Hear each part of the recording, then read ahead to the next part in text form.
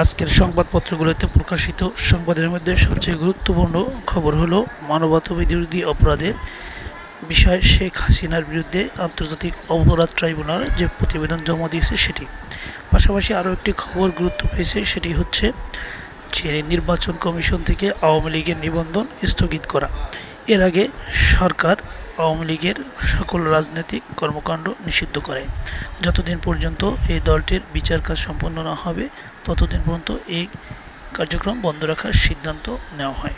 এছাড়াও অন্যান্য সংবাদপত্রগুলো বেশ কিছু সংবাদ প্রকাশ করেছে, যার মধ্যে উল্লেখযোগ্য আরেকটি সংবাদ হলো পুলিশের হাতে আর মারণাস্ত্র থাকবে না।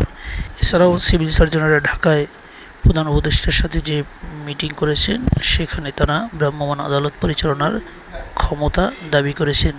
স্বাস্থ্য খাতকে ঢেলে সাজানোর জন্য বিভিন্ন বিষয় নিয়ে আলোচনা হয় সেখানে।